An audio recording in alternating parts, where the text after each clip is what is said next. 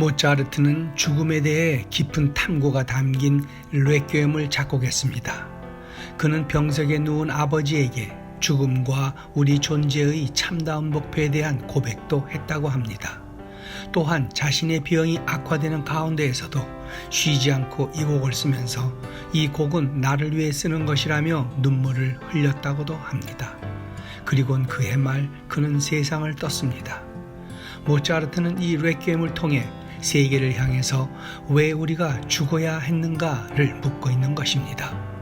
2013년 30세의 제프리 토즈라는 젊은이가 이라크 전쟁의 마지막 임무를 띠고 나간 직후 그의 친구들은 이메일을 한 통씩 받았습니다.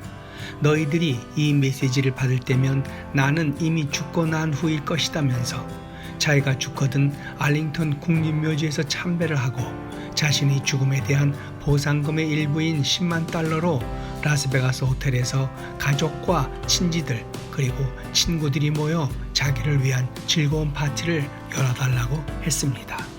헌데 야간 공습의 특별 임무를 수행 중이던 그는 블랙호크 헬기가 지상에 착륙한 것으로 착각하고 내리는 바람에 100피트 상공에서 떨어져 사망했습니다.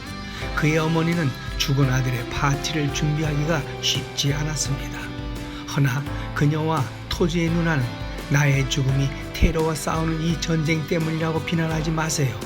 나는 내가 옳다고 믿는 것을 위해 죽는 것이고 후회하지 않습니다. 라는 말을 남긴 그가 자신을 잃은 슬픔에서 가족을 건져내려는 노력을 이해하고 그 뜻을 따르는 것이 마땅하다고 생각했습니다. 어머니와 누이는 그의 유언대로 가족과 친지, 친구들 그리고 그린벨의 전우들을 전 세계에서 불러 모아 파티를 열었습니다.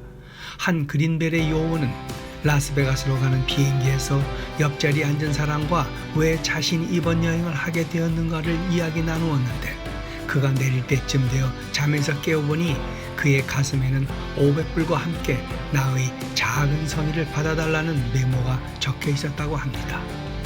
각기 다른 사연과 인연을 안고 모인 120여 명의 손님들은 이 파티에서 모두가 그의 어릴 적의 모습을 담은 비디오로부터 다채로운 행사를 통하여 밤이 지새도록 기억에 가장 오래 남을 그러한 즐거운 시간을 가졌습니다.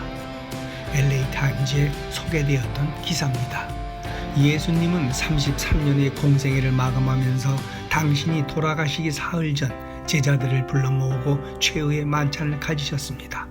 그리고는 빵과 포도주를 나누어 주면서 나를 기억하라 그리고 너희에게 평화를 주고 간다 하고 하셨습니다. 2000년이 지난 지금도 우리는 이를 기억하고 기념하며 살아가지만 평화는 아직도 요원합니다. 예수님은 살아서 주인공으로 만찬에 참석하셨고 토즈는 죽어서 남은 사람들에게 주인 없는 파티를 갖게 하였지만 그는 자신을 위해 슬퍼하거나 울지 말고 즐거운 시간을 갖고 자신을 기억해달라는 당부의 말을 남기면서 평화를 위해 싸운 것을 자랑스럽게 여기고 열심히 살다간 것입니다. 그는 매일을 마치 그의 마지막 날인 것처럼 살았던 그런 청년이었다고 합니다. 이 이야기는 우리가 과연 얼마나 아까운 사람들의 죽음과 그 뜻을 기억하고 기리며 살아갈 수 있을는지 새삼 생각해 합니다.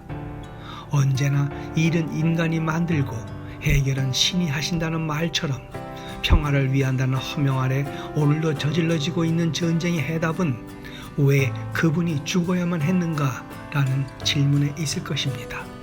어제는 부활주일이었습니다. 오늘의 영상은 여기까지입니다. 고맙습니다.